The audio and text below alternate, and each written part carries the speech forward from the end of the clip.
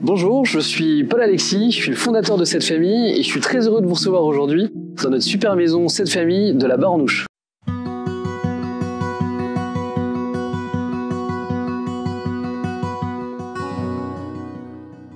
On est parti avec Cette Famille du constat qu'il y avait un déficit de place pour les personnes âgées en perte d'autonomie en France. Aujourd'hui, une solution unique était l'EHPAD, donc la maison de retraite médicalisée, et qu'il y avait beaucoup de personnes qui se sentaient seules chez elles ou qui avaient besoin d'accompagnement au quotidien. Et donc c'est pour ça qu'on a essayé de lancer et qu'on a trouvé une solution qui pouvait permettre à ces personnes de vivre ensemble dans un environnement qui est chaleureux, qui est sécurisé, qui est accompagné 24 heures sur 24 et 7 jours sur 7 pour pouvoir continuer à vivre comme à la maison, mais surtout, et c'est le plus important, bien entouré. Donc on s'est lancé en 2017 avec Cette Famille sur un premier dispositif qui permettait à des personnes âgées de vivre dans des familles qui étaient formées, sélectionnées et agréées pour recevoir chez elles jusqu'à 3 personnes. Et puis on a reçu tellement de demandes qu'il a fallu trouver d'autres solutions et c'est là qu'on s'est dit qu'il fallait qu'on propose notre propre solution. Et donc on a constitué un projet en lançant une première maison, une maison de colocation senior qui a très bien fonctionné. On a eu un très bon retour de la part de la mairie et des personnes âgées qui y vivaient. Et donc on a dupliqué le modèle. Aujourd'hui nous avons 20 maisons partout en France, 30 en rénovation, donc on en aura 50 ouvertes au premier trimestre 2023. Et notre ambition c'est d'en ouvrir une centaine par an d'ici 2024. Dans une maison Cette Famille, on vit vraiment au rythme naturel de la personne. Donc on se lève quand on veut, on se couche quand on veut. On peut être accompagné évidemment pour les actes essentiels de la vie du quotidien,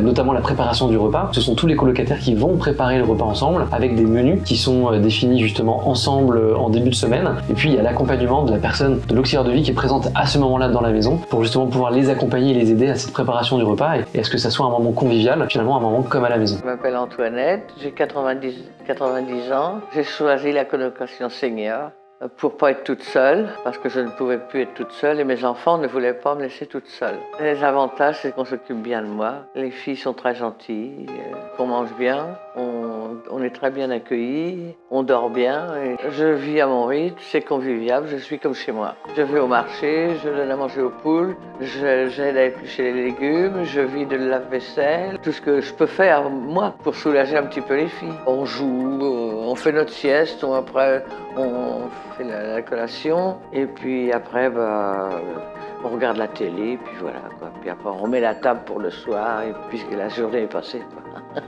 Je m'appelle David Plombier, et je suis ici depuis quelques mois. Ah bah c'est comme chez moi, à l'époque, mais avec des colocataires, mais c'est bien.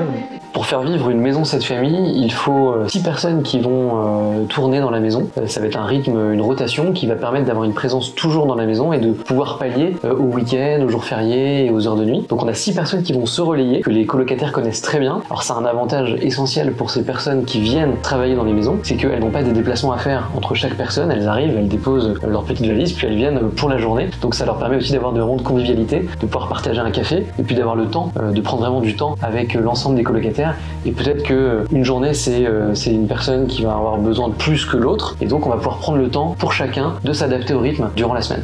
Donc lorsqu'on a rénové une maison, lorsqu'elle est prête, on se réunit tous les collaborateurs qui ont participé au projet, on se met dans le centre de la maison, on se regarde et puis on se dit est-ce qu'on y verrait nos grands-parents? Et finalement, si à l'unanimité, tout le monde accepte et se dit bah oui effectivement on y verrait bien nos grands-parents, dans ces cas-là on acte l'ouverture de la maison. Et si quelqu'un n'est pas d'accord, on essaye d'améliorer avant de l'ouvrir pour que vraiment on s'y sente bien et que ce soit aussi un contrat de confiance qu'on a, c'est un contrat de confiance qu'on a avec les colocataires et on se dirait que finalement nos grands-parents pourraient venir donc on ouvre la maison pour les autres.